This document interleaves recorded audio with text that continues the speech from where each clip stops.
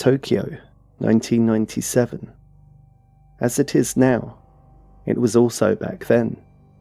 A city of bright lights, quiet pressures, and hidden lives. A vibrant city where ambition is everything. In the glass towers of Japan's biggest corporations, careers are built, but the lives of their employees are swallowed by the heavy workloads and the stress that comes with them. Among these workers is 39-year-old Yasuko Watanabe. She's a senior economist at TEPCO, a company that controls much of Japan's energy sector.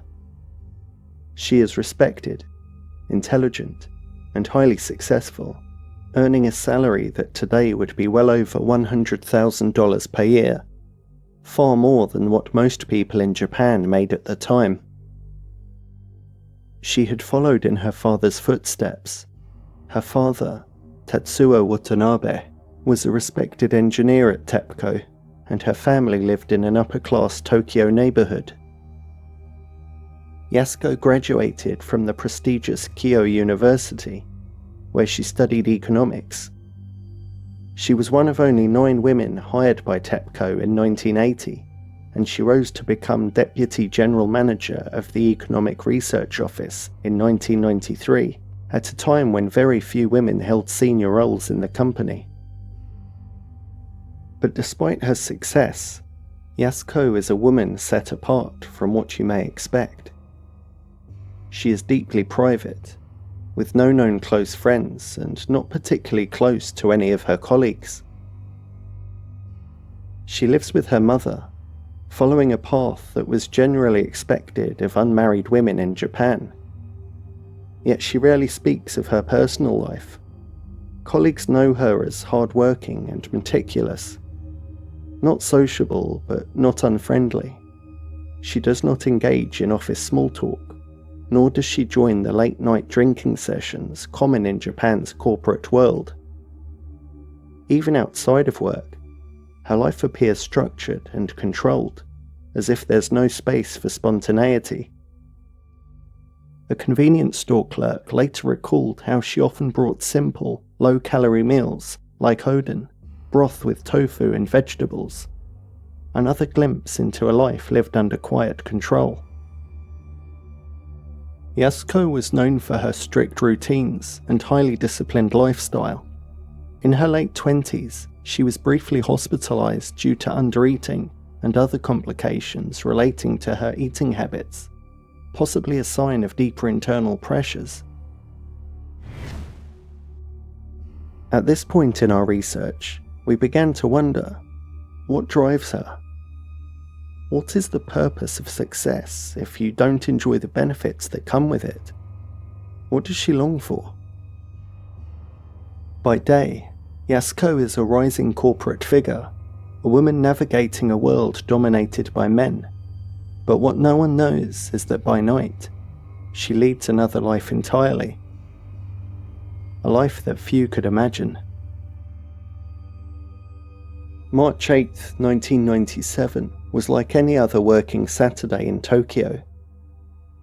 During the late 90s, Japan was shifting from a 6-day to a 5-day work week, but many companies, especially in high-pressure industries, still expected employees to work weekends, and that day, Yasuko was one of them. By the end of the day, nothing seemed out of the ordinary. Yasuko gathered her things and stepped out into the cold March air, disappearing into the sea of commuters, blending seamlessly into the crowds. Yasuko looks like any other career-driven Tokyoite, but unlike her colleagues, she does not stop at an izakaya for after-work drinks. She does not chat with co-workers or linger on the train platform. Instead, she moves with quiet determination towards Shibuya. Later that evening, witnesses report seeing Yasuko in Shibuya, meeting with an older man near the famous Hachiko statue. The two were seen shopping at a local 7-Eleven before heading towards a love hotel named Hotel Crystal. they checked in around 7 p.m. and left just after 10 p.m. Afterward, Yasuko and the man were seen walking toward a nearby police box at the top of Dogonzaka. They parted ways, and Yasuko continued alone. What happens next is strange, and comes from witness accounts. Instead of heading home, Yasuko walked towards Shinsen Station, perhaps intending to catch a train, but then she turned back, as if changing her mind. Just after 11 p.m, a witness reported seeing a woman resembling Yasuko walking with a man wearing a black jumper. The two were seen heading toward Maruya Macho, one of Tokyo's most well-known love hotel districts. At 11:30 p.m, another person who said they saw Yasuko, or someone who looked very much like her, entering an old apartment building called Kijuso, with a man wearing a black and white jumper. She does not appear distressed. She does not look back. Later that night, a neighbour would report hearing strange noises coming from inside that room. Noises that stopped just before midnight.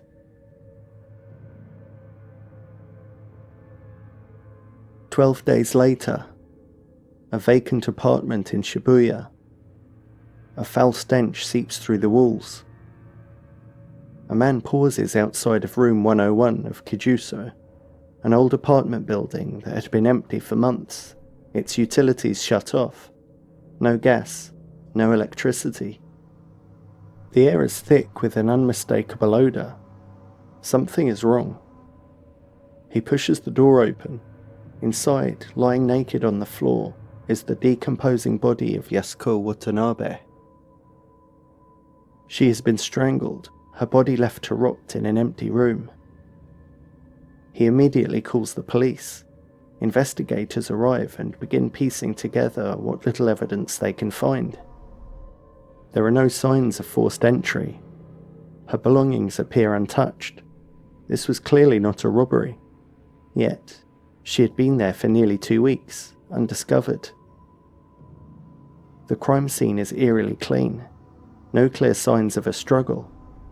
No immediate suspects. Semen and pubic hair are found on her body, crucial evidence in any case like this. But rather sadly, no one reported her missing for days.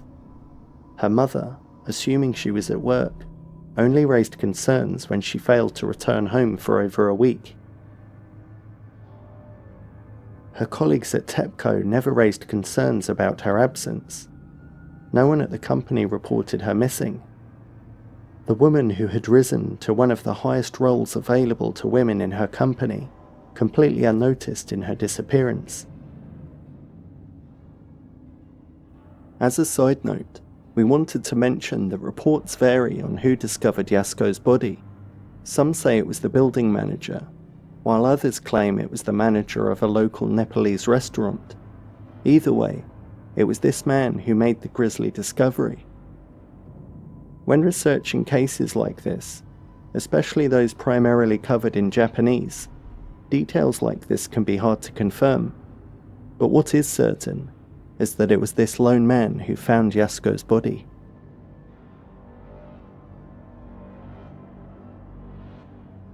When the media caught wind of the story, speculation erupted. A TEPCO executive found murdered in a love hotel district. The case dominated newspapers and TV broadcasts. Journalists swarmed Shibuya, and the apartment building itself became infamous. Its name, Kijuso, would be repeated endlessly in the headlines.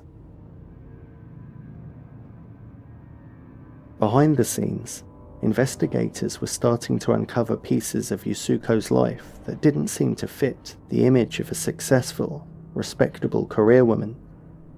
There were secrets that would soon be impossible to hide. To those who knew who she was, or thought they did, Yasuko Watanabe was the very picture of professional success, a senior economist at TEPCO, a graduate of Kyoto University, a woman who had achieved more than most women could dream of in Japan's corporate world in the 1990s. But as investigators dug deeper into her life, they began to uncover another side of Yasuko. A side that shocked not just her colleagues and family, but the entire country. At night, Yasuko was living a secret life and had been working in Tokyo's red light district for years, soliciting men in Shibuya, in the shadows of the city where she worked by day. It began, according to reports, as part-time work at hostess clubs, where women are paid to pour drinks and chat with male customers. But at some point, Yasuko crossed a line into a much riskier world, soliciting strangers on the street for money. Investigators found a detailed diary among her belongings.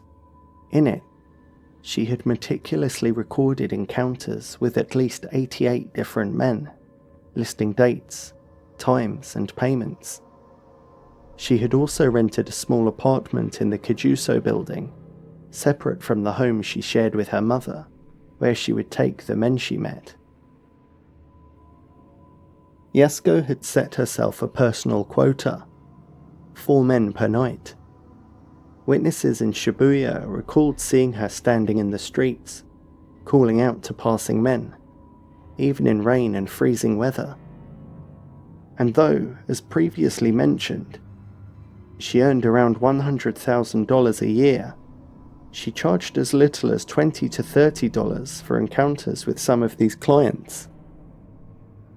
Some sources speculated that she kept this strange routine so rigidly so that she would always aim to catch the last train home, to avoid suspicion from her mother. Others noted even more curious behaviours, like always stopping to buy Odin from the same 7-Eleven in Maruyamacho, and reportedly making a wish at the Dogonzaka Jizu statue before beginning her night. There were also reports that on weekends, when TEPCO is closed, she worked at a hotel escorting service called Majako Takiyubin in the district of Gatanda. But why? Why would a successful woman with status and money risk everything to walk the streets at night? Some believed Yasuko was seeking something beyond money. Perhaps validation, connection, or maybe it was to escape from the conformity of a normal life. Others speculated that she had fallen into this world following a personal betrayal. Reportedly, she had once been in love with a married colleague who rejected her. Whatever the reason, one thing became clear: the public image of Yasuko Watanabe was not the whole story, and now it seems that secret life had led to her death. With Yasuko's secret out in the open, the police investigation began to point to one man. He lived just steps away from the apartment where her body was found.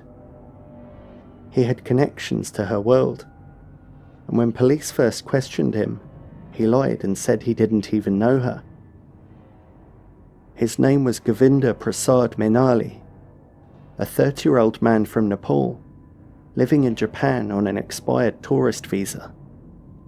By day, Govinda worked at an Indian restaurant in Shibuya, sending most of his modest earnings back home to support his wife and children. But to the police, that didn't matter. Inside room 101 of Kijuso, the apartment where Yasuko was discovered, police found a used condom. To them, that was enough to build their case. Govinda was arrested, first for immigration violations, and soon after for Yasuko's murder. Police worked quickly to build their case. They said Yasuko's diary listed Govinda as one of her last clients.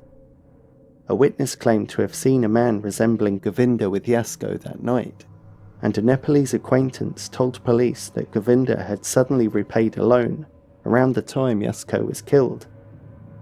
Money, police argued, he must have stolen from her. The case against Govinda in the public's eyes was strong. Here was a man living illegally in Japan, a man who had been with Yasuko before and lied about it, a man linked to the scene. When Govinda finally admitted to knowing Yasuko, he told police that they had slept together, but he insisted their last encounter had been days, even weeks before she died. Police didn't believe him. The press didn't believe him, and of course, the public didn't either. Newspapers ran headlines portraying Govinda as a violent man who had turned on a woman who trusted him. In late 1999, Govinda's trial began at the Tokyo District Court. His defense argued that the evidence was circumstantial, but the courtroom was tense. The public had already made up its mind. A poor, foreign man, an illegal worker, facing the death of a wealthy, successful Japanese woman. To many, there was no question who the murderer was. As the trial unfolded, prosecutors presented the diary entry, the loan repayment, Govinda's initial denial of knowing Yasuko, and the physical evidence from the apartment. The defense tried to push back, but the weight of public pressure and police certainty was overwhelming. By the end, Govinda was convicted of robbery and murder and sentenced to life in prison. The media declared the case solved. Justice had been served. Well, so it seemed. For years, Govinda sat in a prison cell, serving a life sentence for a murder he swore he didn't commit, like many convicts do. At first, it seemed like an open and shut case. The evidence pointed to him, the press vilified him, and the court sentenced him to life. The pieces all seemed to fit. Police had the perfect story. Govinda's name was in Yasuko's diary. A witness claimed to have seen him with her that night, and inside the apartment where her body was found, they discovered a used condom with his DNA. That, to them, was all they needed. But do you remember that other DNA evidence we mentioned earlier? The evidence that police were so confident would prove what happened? Well, they were right about that. It did reveal the truth. Just not the way they were expecting. Long before Govinda ever set foot in a courtroom, there was DNA evidence, and it did not belong to Govinda.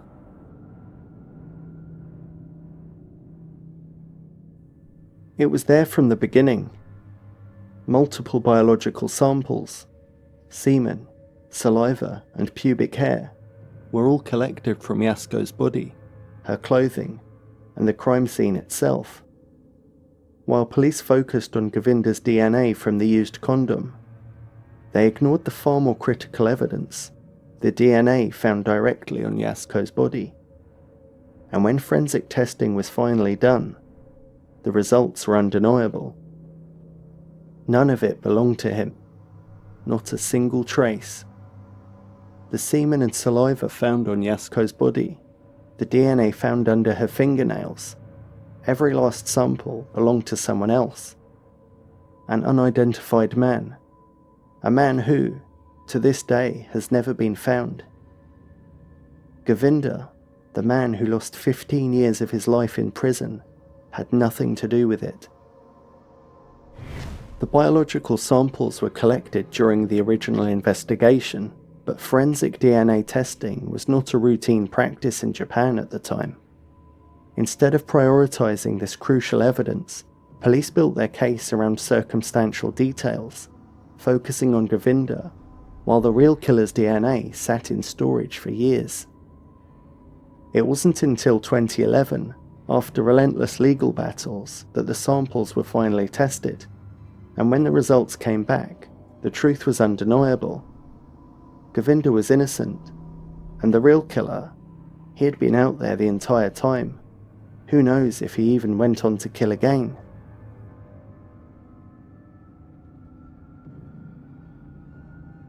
The conviction was overturned.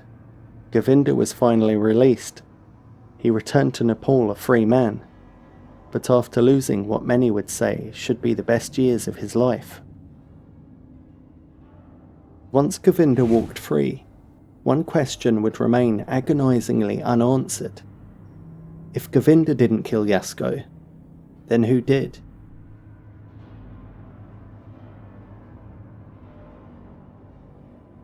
Yasuko Watanabe's death remains one of Japan's most haunting unsolved cases.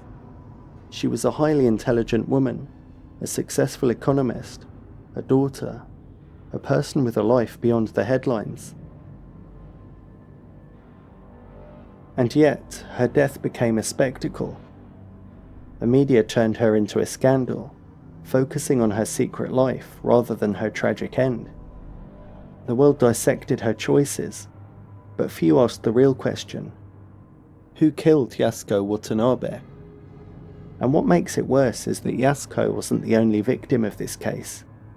For 15 years, Govinda Prasad Menali sat in a prison cell, wrongfully convicted of her murder. His children grew up without him. His father died whilst he was behind bars. His life was taken from him. When he was finally exonerated, the Japanese government paid him 68 million yen in compensation, roughly $450,000. But no amount of money can buy back time. And yet, while Govinda lost 15 years, the real killer has lost nothing. He has never been named, never been caught, never faced justice. Did he go on to kill again? Or has he lived a quiet, ordinary life, just as Yasuko should have? In the end, this wasn't just a wrongful conviction, it was a failure of justice. One that stole not one life, but two.